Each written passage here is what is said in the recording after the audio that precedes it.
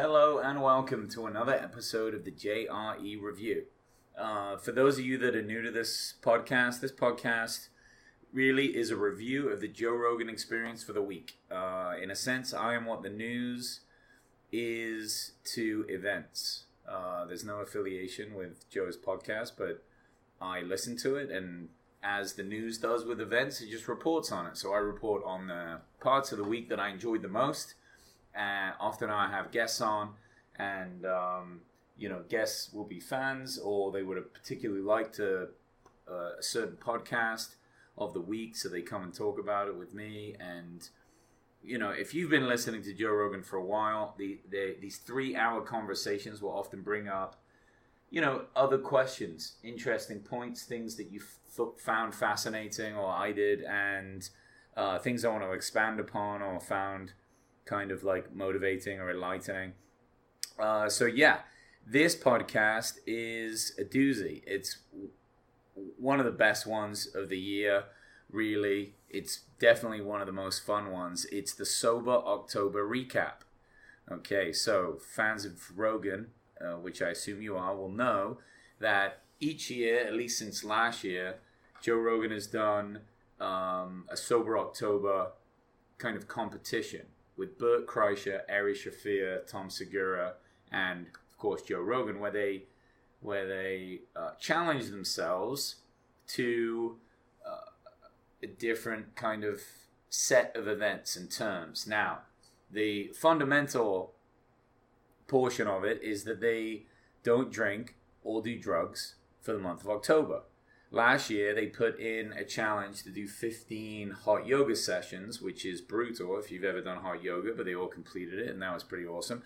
This year, they had a thing like a fitness competition using this company called MyZone, and I just picked up my MyZone strap, which is like a heart rate monitor that goes around your chest, and then you get scores for it. Now, these guys did fantastic. They all did incredible work, and here they are to kind of just celebrate it and go over it. And like I said, it's such a fun podcast.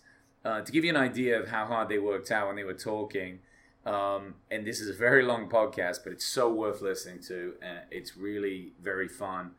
Joe did 5.5 hours on an elliptical. He's 51 years old, and that is insane. It doesn't make any sense how that's possible. Really, so impressive. I can't even imagine even attempting that. And when he was talking about that with the guys, he was like, how long can you keep going, was his question. And he just, he got tired, got worn out, got to the point where he'd usually stop, and just thought to himself, well, how long can you continue going? Can I do one more? Can I do one more? And that just kept going until all he was doing is just thinking about his breathing. In fact, he did this so much in his gym that the sweat alone set off his fire alarms. I didn't even know that was a thing. I honestly didn't know that humidity in a room could set off fire alarms. I mean, I can't even imagine the type of exertion that he put in. But it wasn't just him. The other guys were doing the same thing. And it's really impressive that they worked so hard for this. And also so many other people are behind it. And it's really inspiring. I did think about a Sober October this year. I didn't partake. I'm not as disciplined as these guys or part of that competition. But it's made me think about it. It's made me think about the idea of wanting to do it and just give yourself a month off. But also give yourself like an insane challenge as well. Joe won the competition with something like 11,000 MyZone points, which are all based on kind of like your heart rate in different zones. And he said that he used different distractions to kind of get himself through it. He would watch fights, UFC. He would watch action movies like Gladiator, and notice that he would get spikes during the action scenes, which is quite kind of cool. Also, a lot of books on tape for the more mundane exercises. And I really think that the key there is just, taking your mind off the activity, so you're not thinking about the time or the exertion, but you've got something to do. One of the really cool things that they came out of it with is zero anxiety. Very little anxiety. And I think it's all part of the idea of just doing difficult things, is that the anxiety, you only have so much anxiety for any day, right? Or any month or week or whatever. And maybe if you put it towards these insane kind of like exercise challenges, you have none left to just worry about regular bullshit. So they just kind of got through it all. Now, MyZone as a company, it's something that it's new to me understanding. I only know it from their podcast. But they have 1 million registered users. And one of the guys, and I think it was Joe, emailed them or messaged them to find out where they ended up in the ranks. And all of them, Ari Shaffir, Tom Segura, Bert Kreischer, and Joe Rogan, finished in the top 1% of the world, which is pretty incredible. But to get there, Joe did say that he was pissing really dark yellow by the end, and he had pretty severe kidney pain. He kept calling it like phantom pains. Yeah, I mean, if you're working out 5 hours on elliptical, you're probably putting your body through maybe too much. And a lot of the guys were saying that their body just felt like, really, all in all, it was just breaking down through the hell of, that's a hell of a challenge. But by the end of it, they all felt in great shape. Now, Tom Segura, Bert Kreischer, and Ari Shaffir don't work out too much. Generally, as far as I understand, they do different things. They work out a bit. I'm not trying to take anything away from them, but I know Ari doesn't really work out. But by the end of this, yeah, they felt in incredible shape. At some point, Tom Segura had ran 12 miles in one day, and he was on antibiotics at that time for some sort of illness. So incredible that they were putting in that kind of work.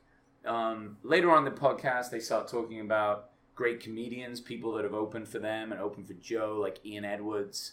If you know Joe Rogan's podcast, you've heard of Ian Edwards before. Ian Edwards is one of the most amazing comics out today, but has been a writer for a long time, so people don't really know his name.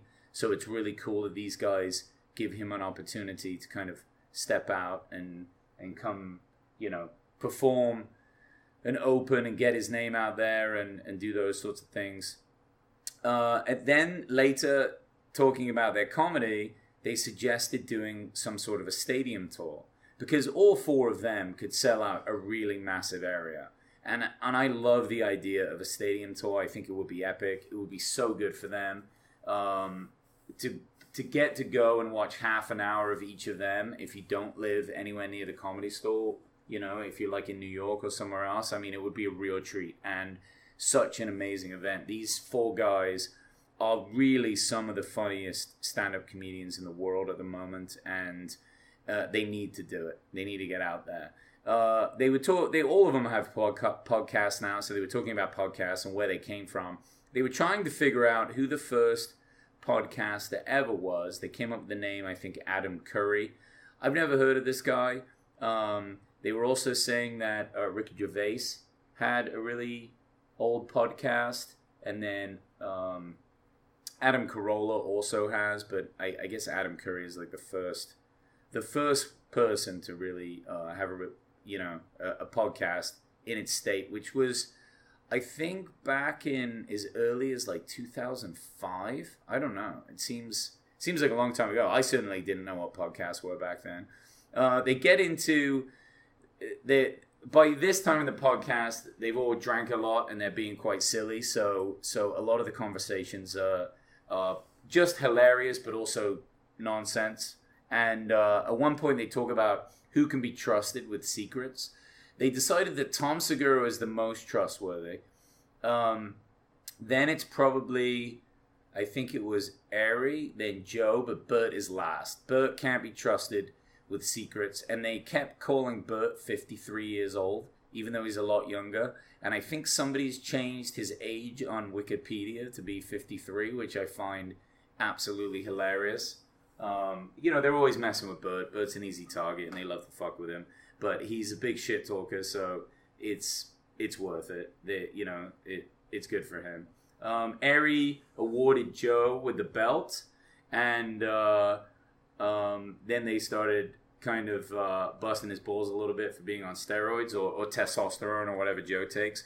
But he also explains that, look, when your body gets older, you got a few choices.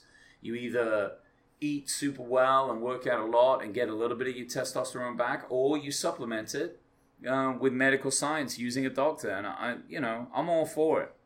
He's not out there just being a meathead and winning weightlifting competitions. He's just trying to keep his body together. And I think he finished like 300th best in the world, Joe Rogan did, on this My Zone challenge. So, if you're pumping a little test into yourself for that, all the more power to you.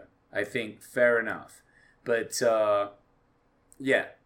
just a lot of people were getting into Sober October. People were messaging each of them, talking to that Joe when he got to his kid's school and saying, good job.